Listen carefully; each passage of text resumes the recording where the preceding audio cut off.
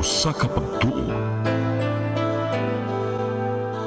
usa ka tingog, usa ka katawhan.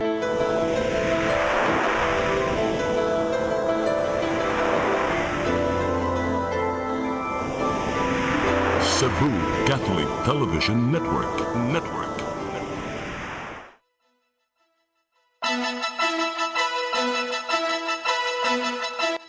Uluhan sa mga balita sa Sayri 47. Tungod sa nasinating krisis, bayranan sa kuryente, musaka karong buwana. Pilot implementation sa Mayor of the Night sa dakbayan sa Sugbo, magpadayon. Vendor ug janitor na dakpan sa buy-bust operation sa Sambag Uno ning dakbayan sa Sugbo.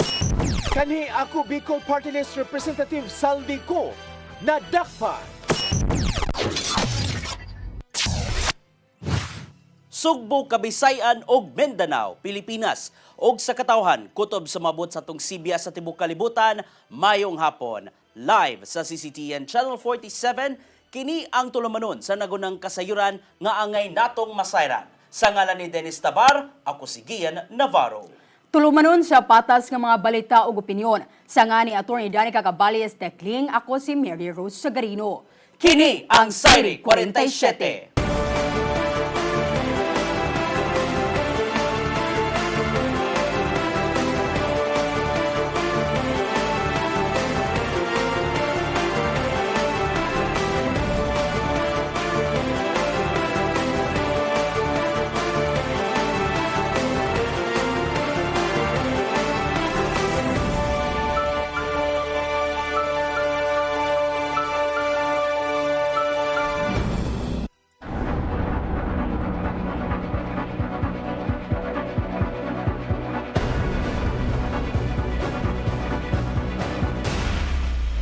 O karon sa kumpletong detalye sa ato mga balita, medyo bad news di alang sa ato mga tigamitan og kuryente kay tungod sa walay kasiguradong kahimtang sa global energy markets nga resulta sa nitabong gera sa Middle East. Musaka no sab og 21 sentimos per kilowatt per hour ang bayranan gikan sa mga konsumidor sa Visayan Electric karong buwana. Ananas sa 12 pesos and 57 centavos per kilowatt hour ang residential rates. Gikan kini sa 12 pesos and 36 centavos per kilowatt hour. Makita ang gamay nga aumento sa bayranan sa kuryente alang sa mga bills nga madawat gikan Abril 13 hangtod na sa Mayo 12. Gitingwa sa Visayan Electric nga dili magbaguod sa kalisod ang tanang mga residential consumers tungod sa nasinating krisis sa kalibutan.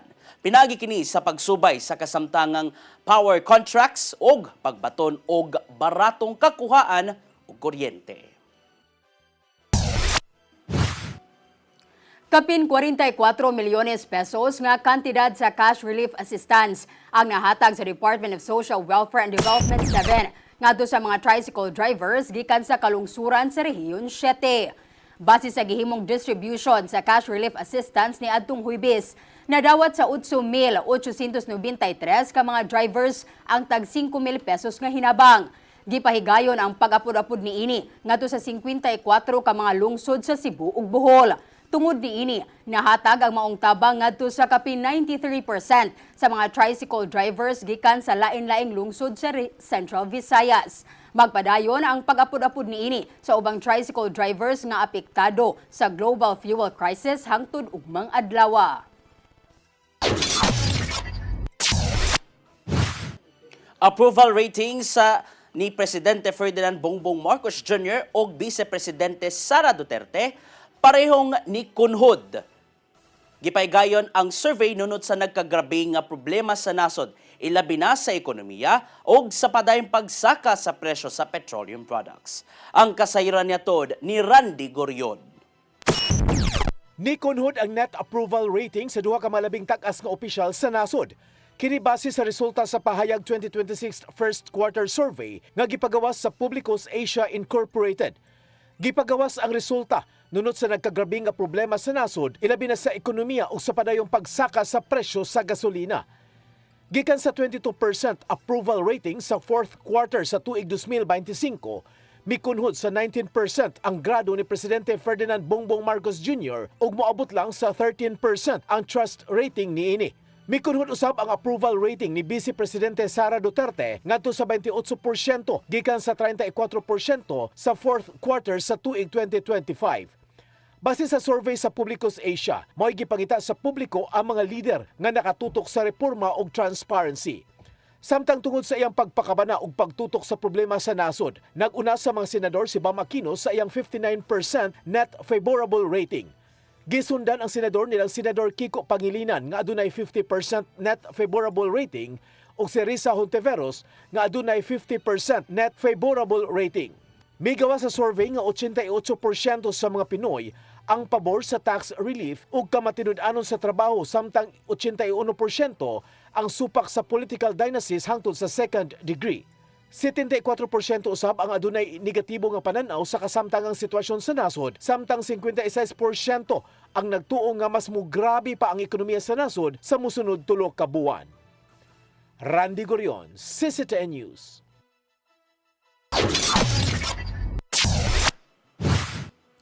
Pipila ka mga individual nga nagtransact sa Mandawi City Hall na Palaw. Kini tungod sa gipatuman nga 4-day work week.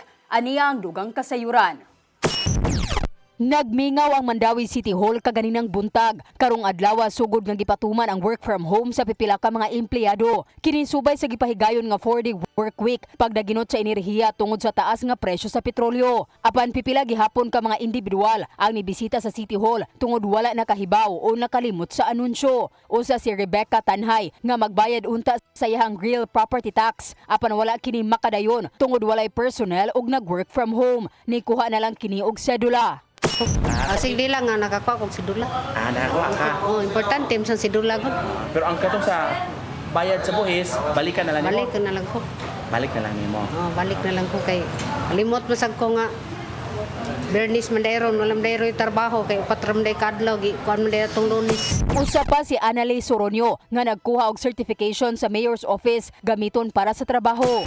Kasi kailangan sa trabaho to, yung BS permit, hindi kami makapasok pag wala kami ganun. Pag-abot ni ini, nagtuo usab nga walay opisina. Hinuon na ingnan nga able ang City Administrator's Office og nakakuha sa certificate. Sa gipatuman nga 4-day workweek sa syudad, Lunes hangtod Huwebes nga mo report sa opisina ang mga empleyado, samtang pipila kanila ang mag-work from home, hilabi na ang administratibo ang trabaho. Gipahibaw sa kagamahanan ang setup, pinaagi sa nagkadayang Facebook page sa departamento sa City Hall.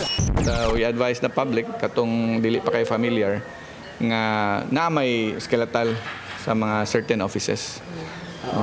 Siguro mag-familiar lang po sila. First day pa man ron sa Friday nga work from home. So nagin ay medyo malibog pa. But hopefully next week mas daghana ang mahibalo.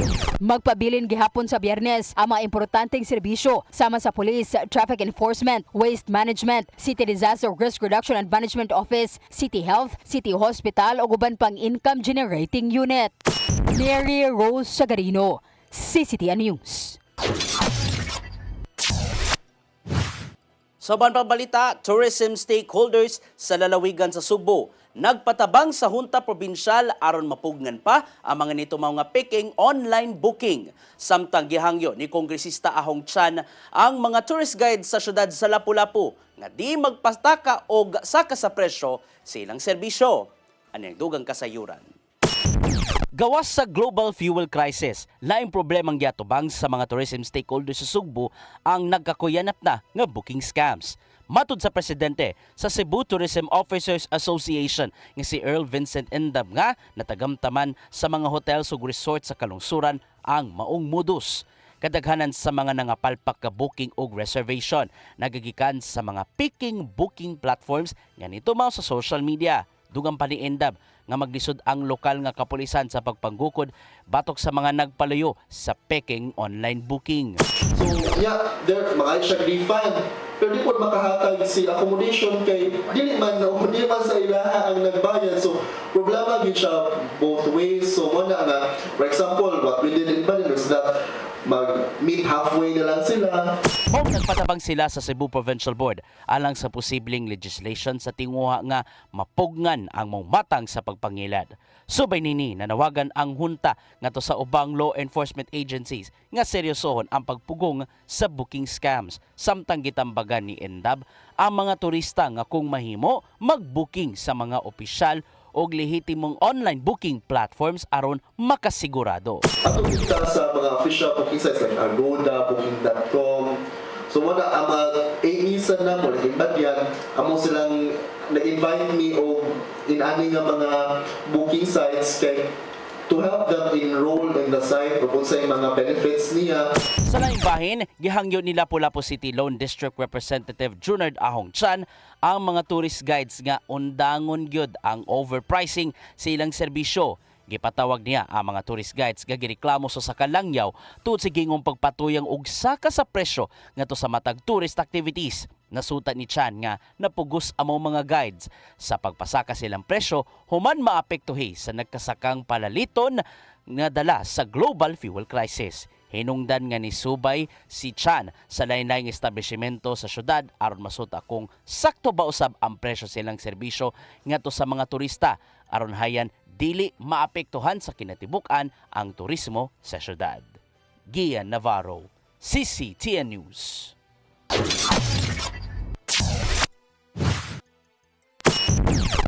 Mosunod, pilot implementation sa Mayor of the Night sa Dakbayan sa Sugbo, magpadayon. Kana og daghan pa mga balita sa pagbalik sa Sayri 47.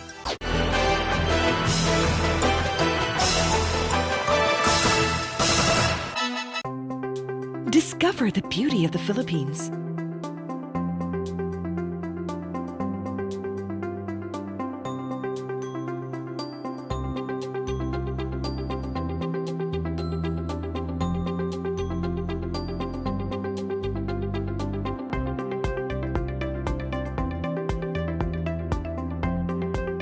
With Philippine Airlines, the country's flag carrier.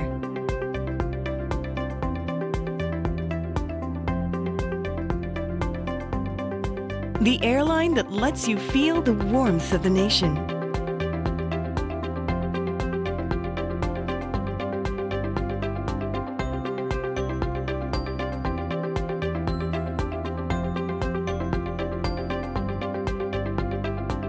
Mabuhay!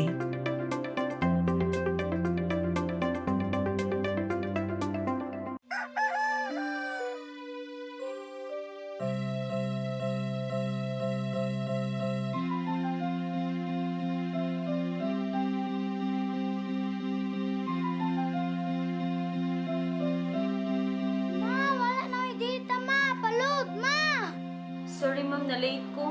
Nangita pa mong gusto para internet sa kong anak ma'am. Ay, wala na yung problema. Mag-Sinisibu! Sinisibu, Sinisibu. For your internet connection And for the signal of your cable TV. so fast and straight, the transmission to your home. Sinisibu! Sinisibu, Sinisibu.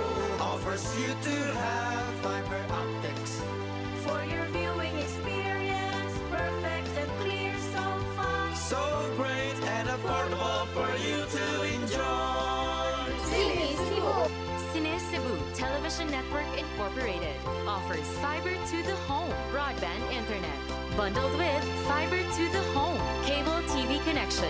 Sinisibu Television Network Incorporated with its operation in Metro Cebu and the whole province of Cebu soon. And affordable for you to enjoy. Sinisibu!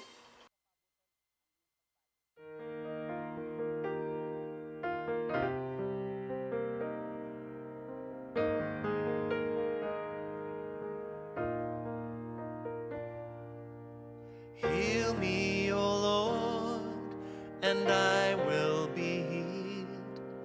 Save me, and I will be saved. Heal me, O Lord, and I will be healed. For you are the one I praise.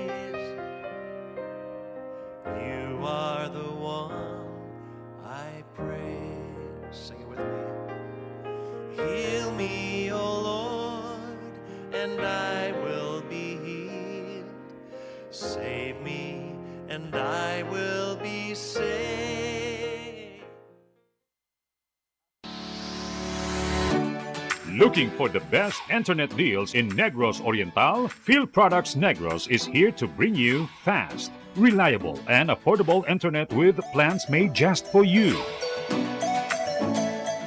For as low as 899 pesos per month, enjoy speeds of 50 Mbps, perfect for streaming, working, or studying from home. Need more speed? No problem. Get 100 Mbps for just 1,199 pesos. 150 Mbps for only 1,499 pesos, or our fastest plan, 400 Mbps for just 2,399 pesos per month. Plus, you can add over 100 cable TV channels to your internet plan for just an additional 100 pesos per month. That's entertainment and lightning fast internet all in one. Enjoy no installation fees and start today with a 1,000 peso customer deposit. Call us now or visit our website to sign up with the Field Products Negros. You get internet that's affordable, reliable, and local. Field Products Negros, bringing you closer, faster. Call us at 0917-631-5240 or visit our website www.fieldproductsnegros.net or our Facebook page, Field Products Dumaguete. Subscribe now! Di siya ko mutuog na Ginoo. Pero magulo ng bata na. Nangita lagi ni gatas. Kasabot ka, akong ipakuha.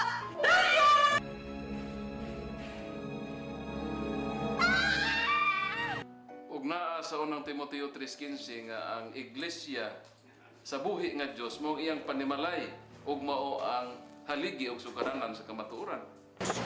Mayo! Kasi tayo! May hatag lang unta kong gatas para sa inyong anak. Basin kadahong ka nga ikaw ang gwapa sa tibok kalibutan. Unsay reparation, Monsignor? Buhi kag laing bata aron mabayran ang imuhang nahimo nga dako kasalanan.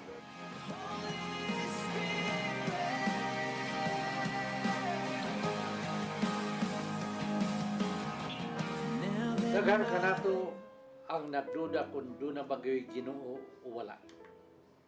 Apan ang Biblia nag-ingon nga atong dawaton pinagi sa pagtuo ang kamaturan nga dunay Ginoo.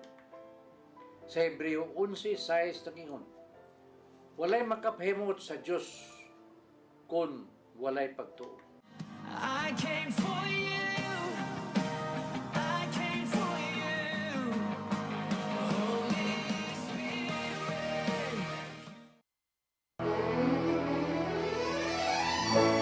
The day you came along with your songs, my heart began to sing.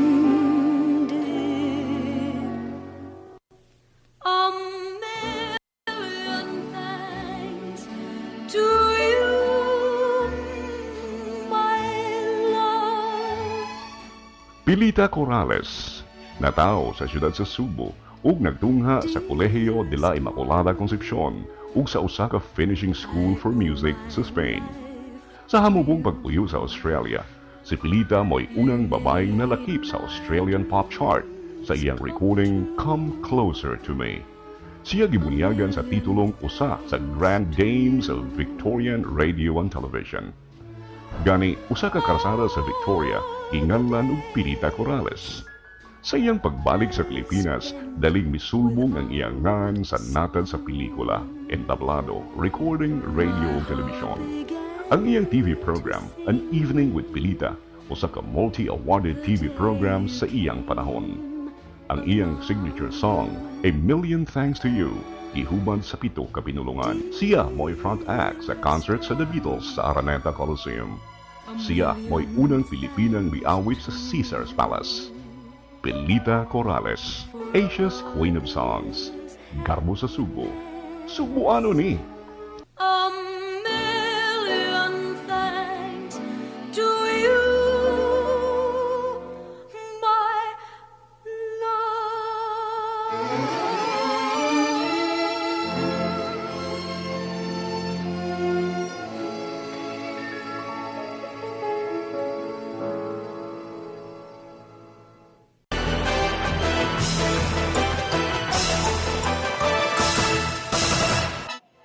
Balik sa ato mga balita, assessment sa gikan sa gihimong pilot implementation sa Mayor of the Night nga may 24/7 Government Services Hub sa Dakbayan sa Sugbo nagpadayon.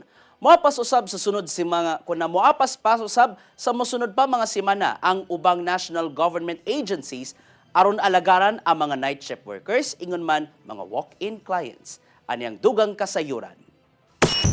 Padayon ang pasiyo ng pagpatuman sa Mayor of the Night, ang 24/7 Government Services Hub nga gipangunayan sa Cebu City Government. Sukad sa pagsugod nitong Abril 6 sa hapon, nakaygayon ang mga kliyente sa pagpaymos sa mga serbisyo gikan sa pipila ka mga buhatan sa Cebu City Government. Sama na lang sa pag-issue sedula gikan sa City Treasurer's Office, pagproseso sa birth o marriage records sa City Registrar hangtod sa ubang serbisyo nga nagagikan sa ubang hingtungdang departamento. Mahuman karong simanaha ang testing phase sa Mayor of the Night. Matod ni Mayor Nestor Archival nga muhimo sila og posible mga adjustments sa mosunod pa mga semana depende sa mamahimong assessment. Unay atong mga tao, which is kadaghanan sa atong mga tao is members sa City Hall, of course nagtrabaho na sila. Okay? Ang atong mga tao nasa City Hall. Business as usual gyapon ng 24/7 government services sa syudad aron atimanon ang mga night shift workers ug uban pa bisan pa man sa pagpatuman sa 4-day work week sa City Hall. Moapasinon sa mosunod pa mga semana ang ubang mga ahensya sa gobyerno. Sa national government, ang ilang commitment is to help. Suwatan ang sweldo ana nila. Ang ato ra gyud is basically we are putting a space for them on ang ilang trabaho. Actually na magud na sila quota, right? At least mas nindot na ang ilang mga quota, at least ma-attain nila. Gitahon ni Vice Mayor Tomas Osmeña nga niabot na ang Philippine Statistics Authority o Philippine National Police aron pagproseso sa mga basic employment requirements ngadto sa uban. Nakigsabot ang Vice Mayor sa ubang mga ahensya sa gobyerno alang sa ipatumang sistema sa Mayor of the Night. Dungan sa panawagan niya ngadto sa ubang buhatan sa gobyerno nga muabag usab sa maong Government Services Hub aron mas daghan ang matabangan. Gia Navarro, CCTN News. Public library sa syudad sa Mandaue magpadayon og operate matag adlaw taliwa sa gipatuman nga 4-day work week. Hinuon posibleng i-adjust ang oras sa operasyon sa weekend. Aniya ang dugang kasayuran. Taliwa sa gipatuman nga 4-day work week sa syudad sa Mandaue, din matag Biyernes ang gitagana nga work from home sa pipila ka mga opisina sa tinguha nga pagdaginot sa kuryente ug petrolyo. Gipaniguro nga magpabilin nga matag adlaw ang operasyon sa public library. Hinuon posibleng adunay kausaban sa oras sa operasyon matag Sabado ug Domingo nga kasamtangang nag-operate 24 oras. Ang giyon sa mayor nga dili wag tangon ang mga weekend na schedule, i-adjust na lang nila. Adjust na nila kung kay pagkakaroon sad wala may klase. So ang ako misyong ipangutana, ang demand sad sa Sunday is not the same as before. So basig mo adjust sila sa oras. But naagya po sa Sabado Domingo, but ang oras na nila. Sa pagkakaroon, ang operasyon sa City Library Lunes hangtod Biyernes hangtod alas 11 sa gabi, samtang 24 oras kung weekend. Gikatakdang mopasa ang City Library og pinal nga proposal sa posibleng kausaban sa oras karong Lunes. Hinuon nagpatuman na sila og mga lakang pagdaginot sa kuryente. And then ang among kuan, ang amoang sections nga walay ni gamit o walay clients, ang amorang mga staff gipaong gyud na ang among aircon and then gilimit ra ang lights. Sa kinatibukan, ang City Library adunay moabot sa kapin 30 ka mga computer. Mary Rose Sagarino, CCTN News. Soban pa mga balita, gisiguro ni Cebu City Mayor Nestor Archival nga dili babagan sa mga nanginabuhi sa mga agianan daplin sa karsada. Atol sa gimong inspeksyon duol sa pipila ka mga dalan sa syudad kagahapon. Nangunay si Archival sa pagpainumdum nga to sa mga sidewalk vendors nga pagion sa daplin ang mga nagbaktas. Dili hinuon niya pugngan ang pagpanginabuhi sa gawas. Apan kinahanglang dili makahimo og kasamok ngadto na sa publiko. Nasuta sa inspeksyon nga nituman ang kadaghanan sa mga manindahay sa mga designated boundary lines sa daplin. May pasalig usab ang mayor nga hawanan kadtong mga istrukturang nagbabag sa dalan aron luwas nang makalakaw ang katawhan.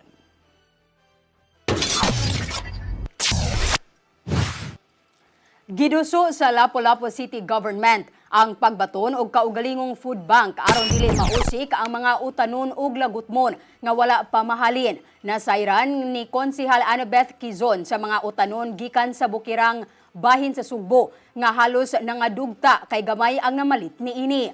Pinaagi sa gidusong food bank, paliton sa syudad ang mga sobra nga agriculture products gikan sa mga mag-uuma. Gamiton kini aron ipakaon ngadto sa mga bata ug kabus pinaagi sa supplemental feeding program sa Dakbayan. Dugang panikizon nga matabangan nila ang mga yanong mag-uuma nga pinaagi sa inisyatibang gihimo sa lokal nga kagamahanan.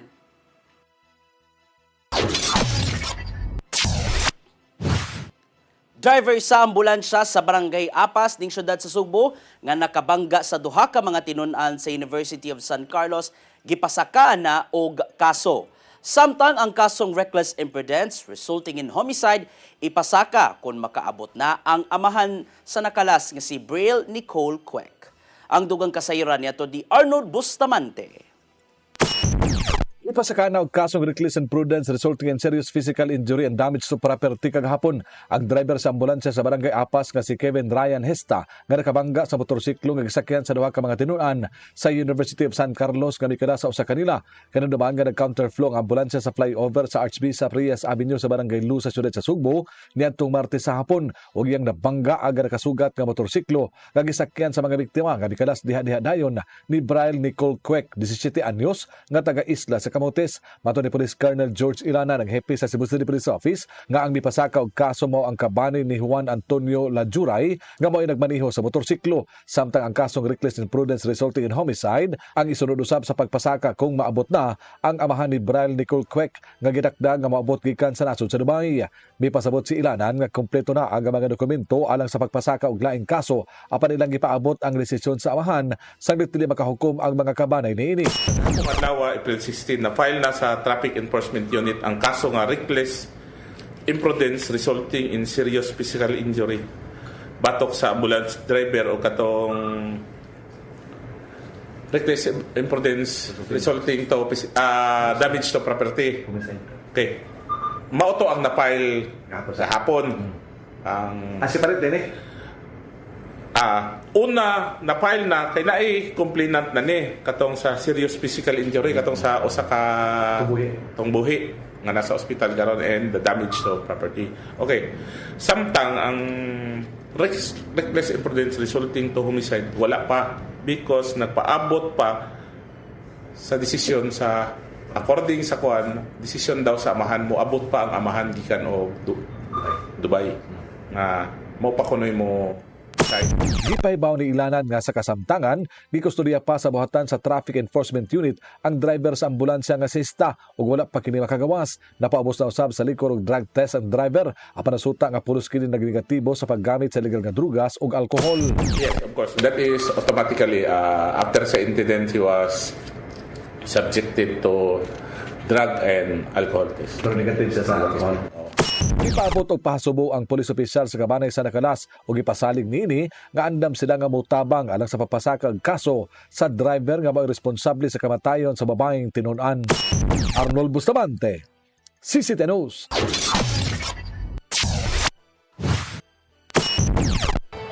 Mosunod, vendor ug janitor na dakpan sa buy-bust operation sa Sambag Uno ning Dakbayan sa Sugbo.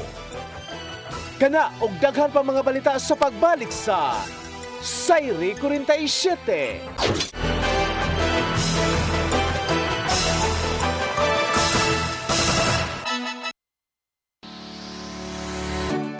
Looking for the best internet deals in Negros Oriental? Field Products Negros is here to bring you fast, reliable, and affordable internet with plans made just for you.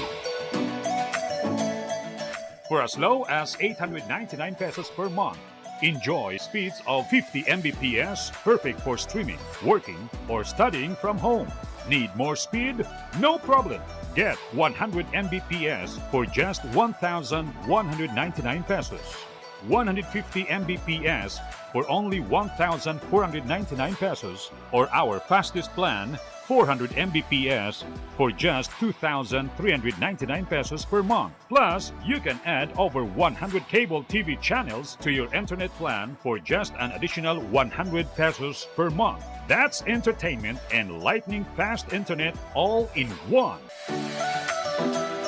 Enjoy no installation fees and start today with a 1,000 peso customer deposit. Call us now or visit our website to sign up with the Phil Products Negros.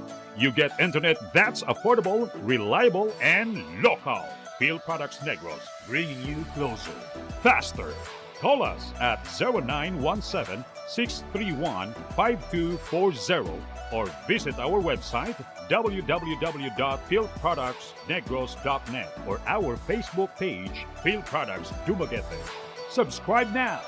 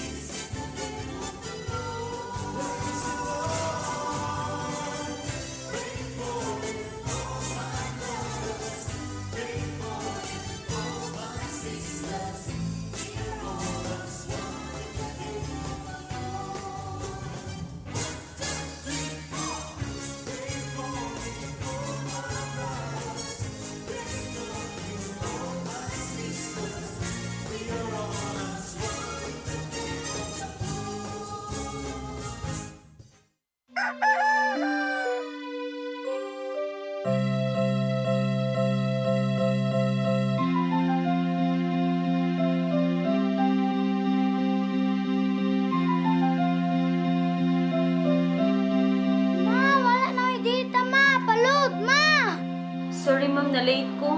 Nangita pa mong gusto para internet sa kong anak, ma'am. Ay, wala na yung problema. Mag-Sinisibu! Sinisibu! Sinisibu! For your internet connection And for the signal of your cable TV. so fast and straight, the transmission to your home. Sinisibu! Sinisibu! Sinisibu! Offers you to have fiber optics For your viewing experience, perfect and clear so fast. so great and affordable for you to enjoy. Sinisibu! Cine Cebu Television Network Incorporated offers fiber to the home broadband internet bundled with fiber to the home cable TV connection. Cine Cebu Television Network Incorporated with its operation in Metro Cebu and the whole province of Cebu soon. And affordable for you to enjoy. Sinisibu!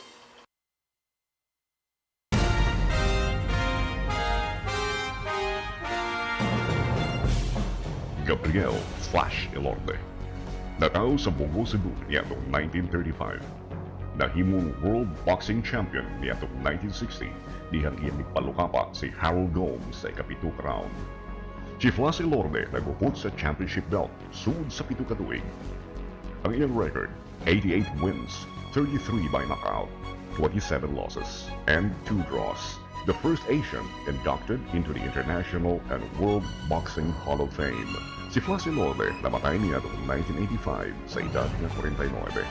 Gabriel Flash Elorde. Karbo sa Sugbo. Sugboano ni.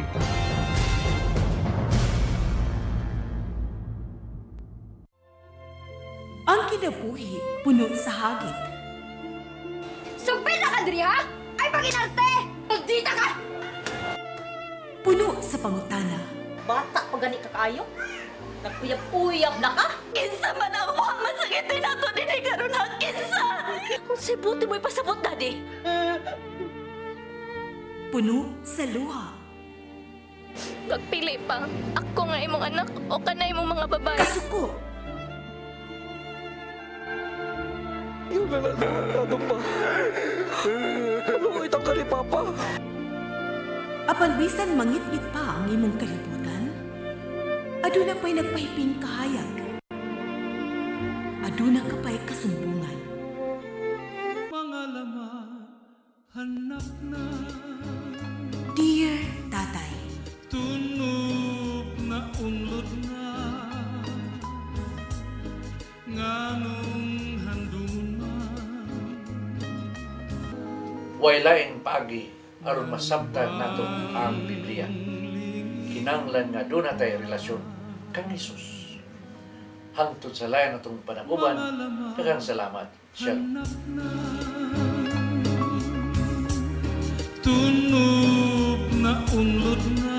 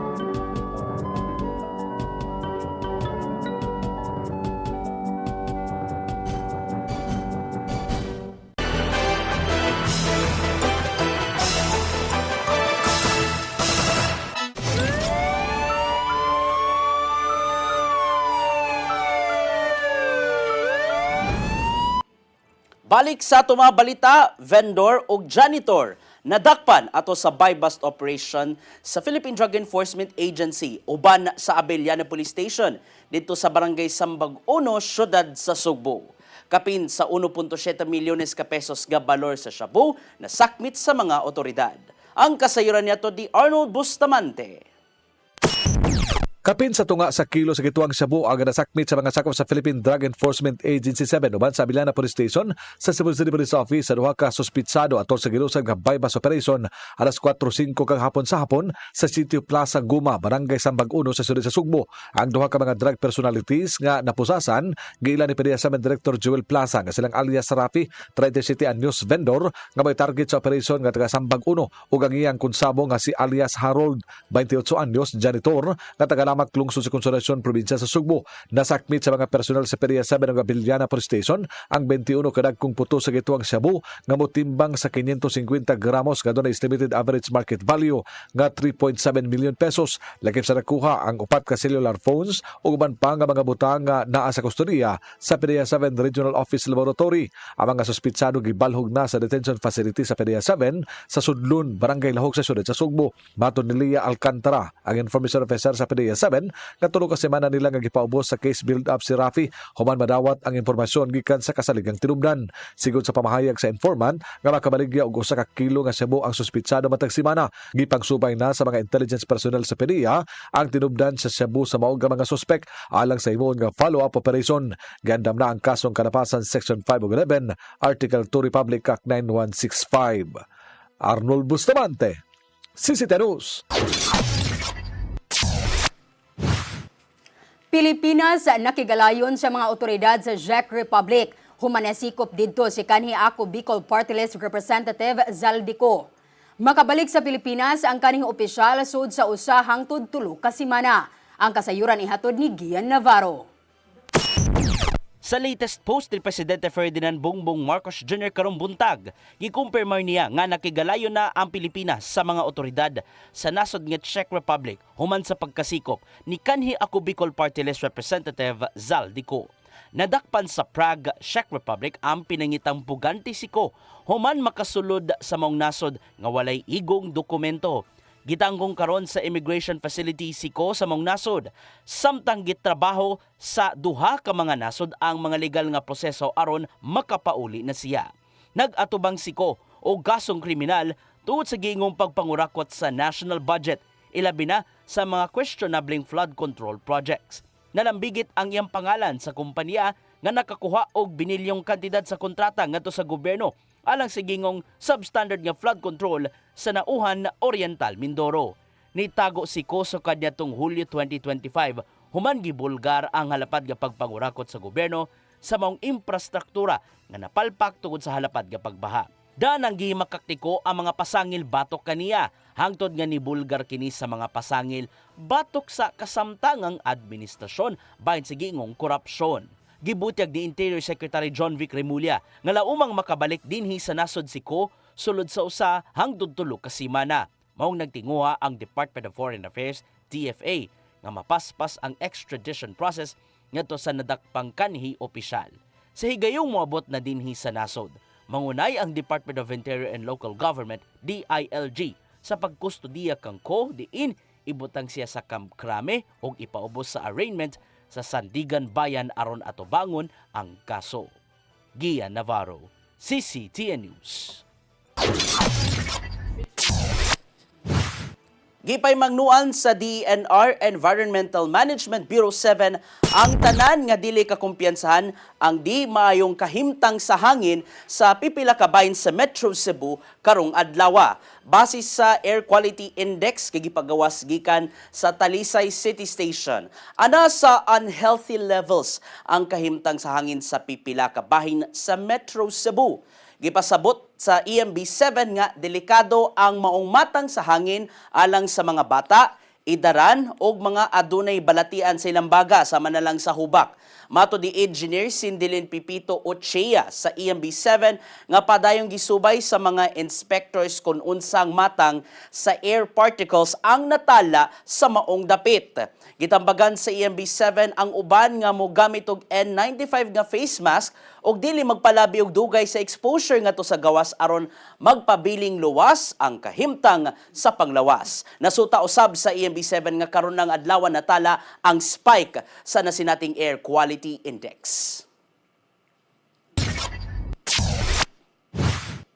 Og mao kadto naglangkob sa atong mga balita sa Sari 47. Sa ngalan sa atong news manager nga si Dennis Tabar, ako si Gian Navarro, dagang salamat. Sa ngan usab ni Atty. Danica Cabalias Tikling, ako si Mary Rose Sagarino. Hangtod Lunes pohon sa inyong paboritong tulumanon. Sari 47.